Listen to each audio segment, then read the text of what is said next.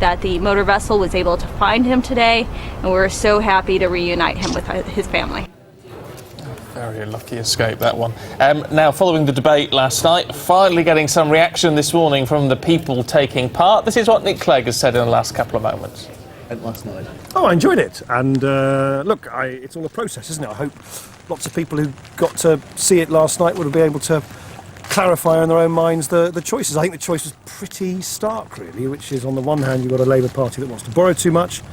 David Cameron wants to cut far too much, way beyond what's needed. And as I try to explain, I think we need to have a balanced approach to balance the books and do it fairly, because that's the only way that we're going to wipe the slate clean for future generations and also put money into our public services. There were 7 of you. Do you think you were able to get your message across? Well, that's for other people to judge, but I'm not going to rehearse the whole debate last night. You could have watched it yourself. But I think the fact that there were 7 there just shows that politics is becoming more fragmented. The only people who don't realise that, of course, are Ed Miliband and David Cameron. They think that it's still a game of pass the parcel between the two old parties. I actually think most people watching last night will have realised that no one's going to win this election outright, so it's all about who's going to work with whom. And of course the Liberal Democrats have shown over the last 5 years that we can work in coalition to anchor the government in the centre ground, to make sure that we act fairly and we act for the whole of the country, and that we don't lurch this way or that. Who did you think did best? I'm not going to start sort of holding up scorecards, marks out of 10, but I certainly hope on my part that I was able to get the message across for the Liberal Democrats. Do you think it was a good day for the smaller parties and the nationalists? I think anything that allows people to say their piece, and for people to switch on their tellies and be able to compare and contrast different leaders, I think that's always a good thing, because the more information there is, the more debate there is, the better it is for democracy.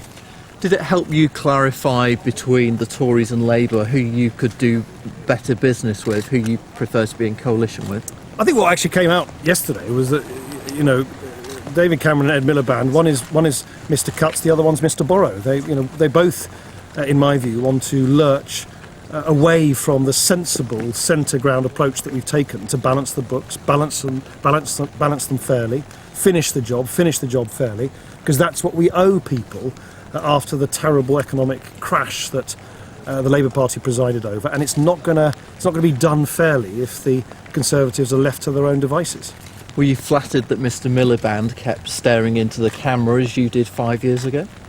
I haven't looked at the programme myself, but look, everybody needs to sort of decide how to explain things for themselves. I enjoy debates where I can say my side of the story, because I don't say this churlishly, but no one else is going to do it for the Liberal Democrats. And we've got a great story to tell.